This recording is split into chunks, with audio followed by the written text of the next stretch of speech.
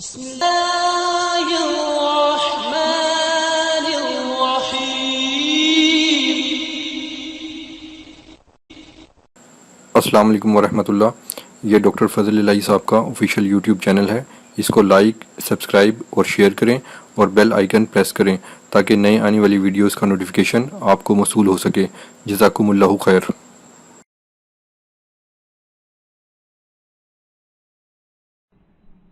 الحمد للہ وسلام علی عبادہ الذین اصطفیٰ. ہمارے لیے ایک بہت بڑا مسئلہ کہ دنیا میں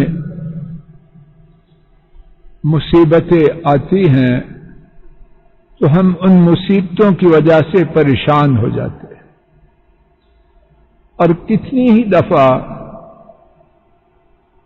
مصیبت کی وجہ سے ہماری پریشانی مصیبت سے زیادہ بڑی مصیبت بن جاتی. چیمہ صاحب یہ قریب آ جائے بیٹا، ابھی آگے آؤ، انکل کو.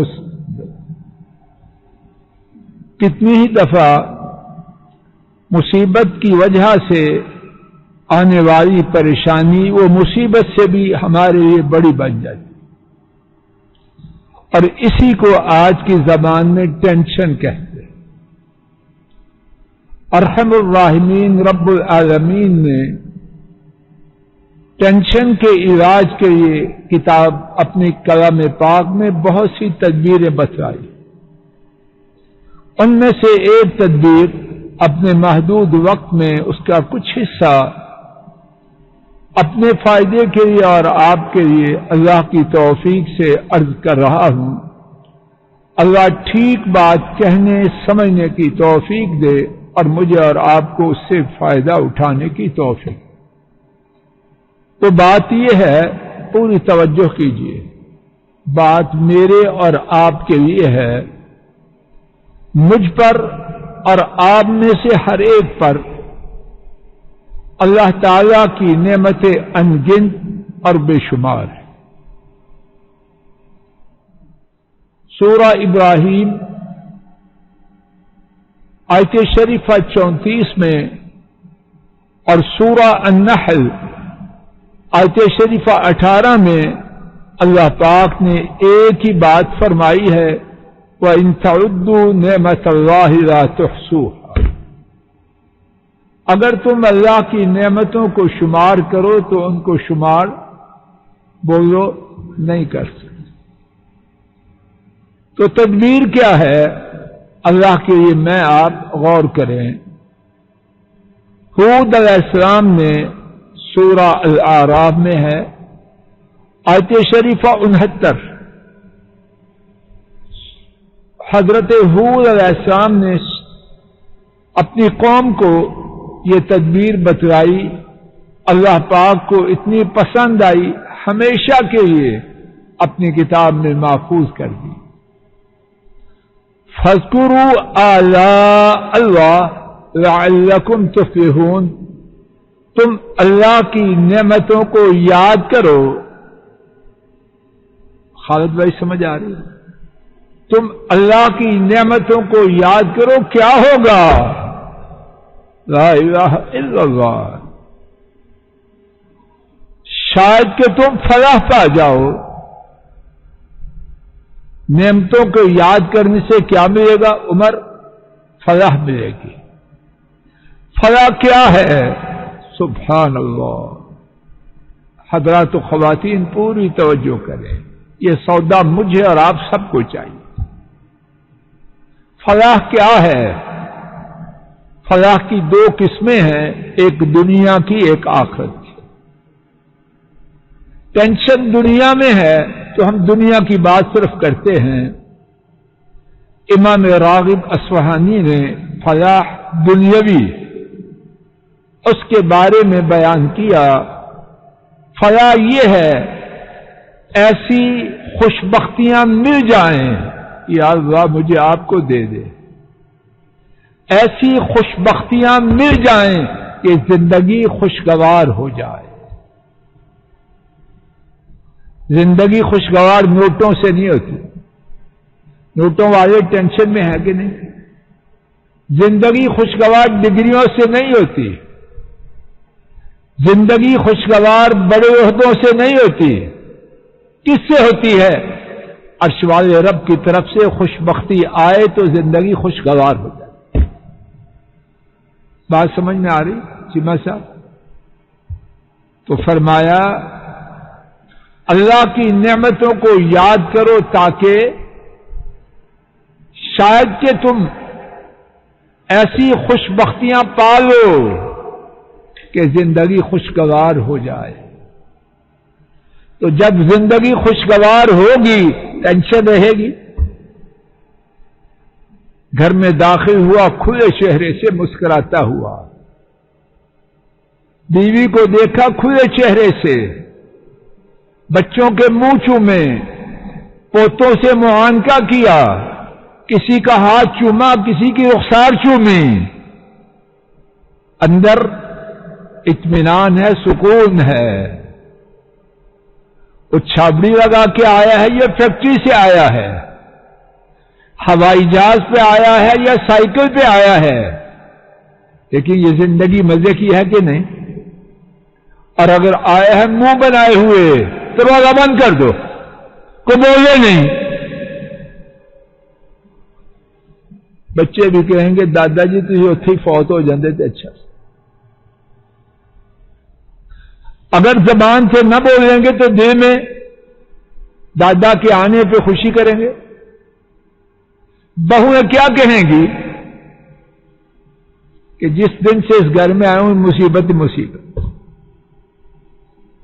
کوئی اس سے راضی ہوتا ہے؟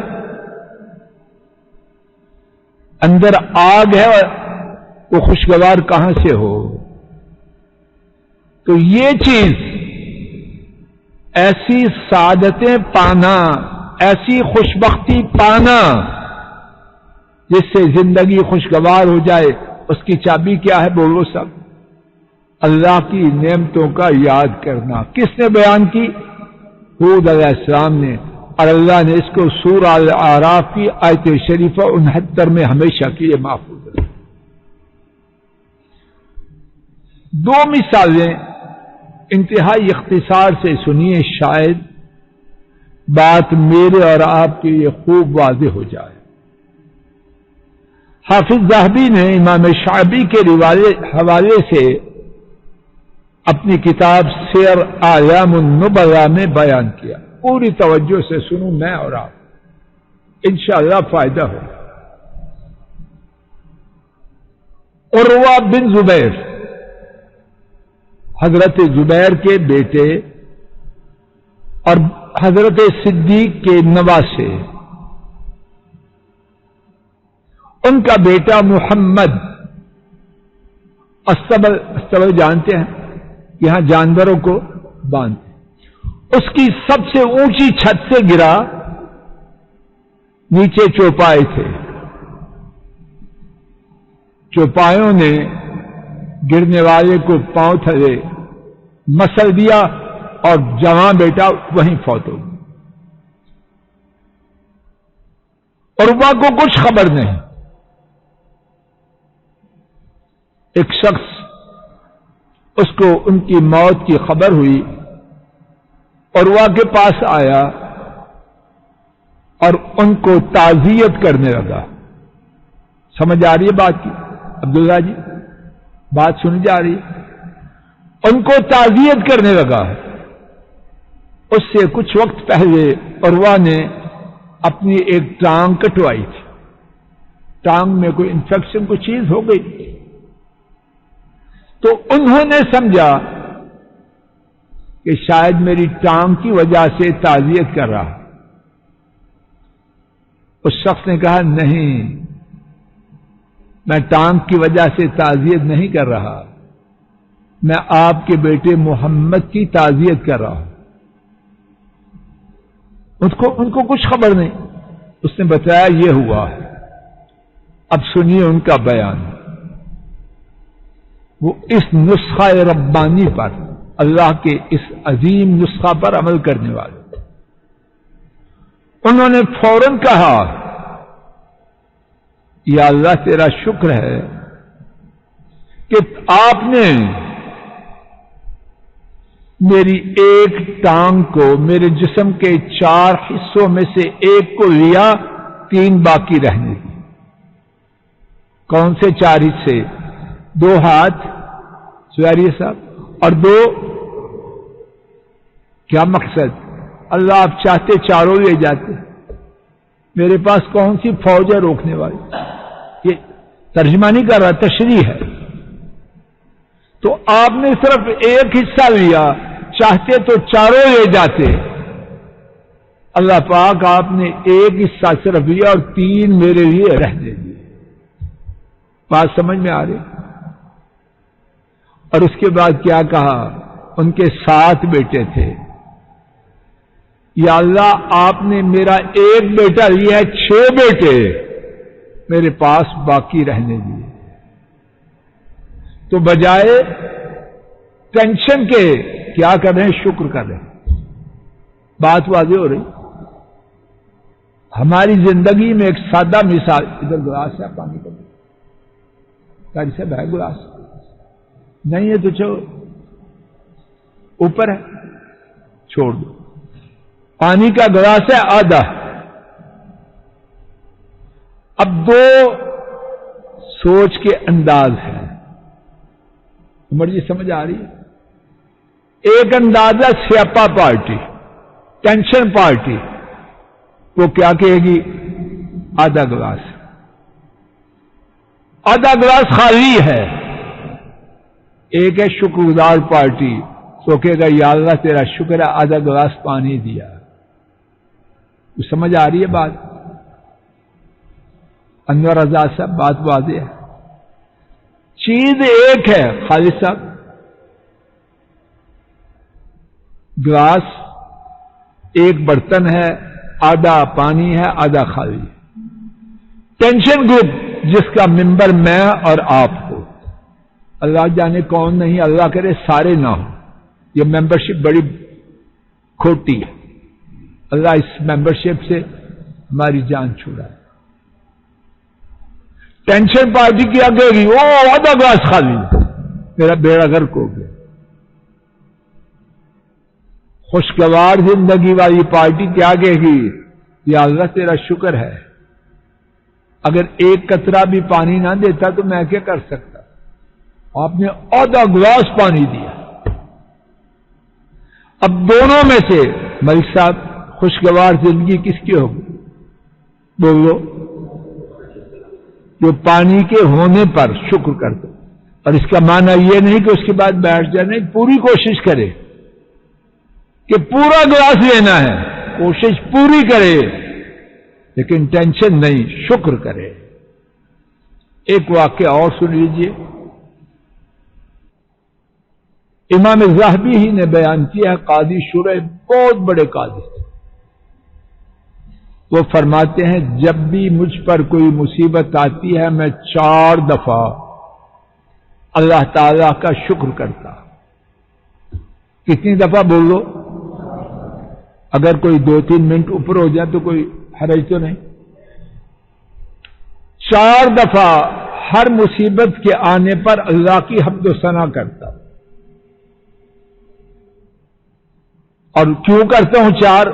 انہوں نے 4 اسباب بیان کی کہ جو مصیبت بھی آئی اس سے بڑی مصیبت بھی تھی، تو میں کیا کہتا ہوں؟ یا اللہ تیرا شکر کہ اس سے بڑی مصیبت نہیں آئی۔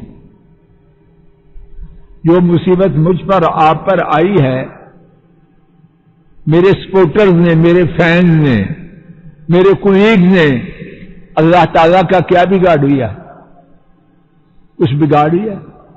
اگر اس سے بڑی آتی تو پھر کچھ کر سکتے تھے۔ تو پہلا شکر اس لیے کرتا، یا اللہ تیرا شکر ہے جو مصیبت آئی ہے اس سے بڑی ہے۔ چوتھی بات دوسری دفعہ جو شکر کرتے فرماتے ہیں وہ اس لیے کرتا ہوں کہ مصیبت نے تو آنا تھا، آ گئی، اللہ تیرا شکر ہے کہ مجھے صبر کرنے کی توفیق دی۔ اگر توفیق نہ ہوتی اپنی رخساروں کو پیٹتا، کپڑے چاک کر لیتا، بیوی کو طلاق دے دیتا. کئی احمق ایسے ہیں نا کہ نہیں، کوئی بات ہو تجھے طلاق ہے. احمق، گدھا کہیں کا. کوئی ماں باپ سے لڑنا شروع کر دیتا ہے، کوئی بچوں کو مارنا شروع کر دیتا ہے، کوئی بہوؤں کے پیچھے، اس سے مصیبت کم ہو جاتی ہے یا مصیبت کا چکر لمبے سے لمبا ہوتا ہے.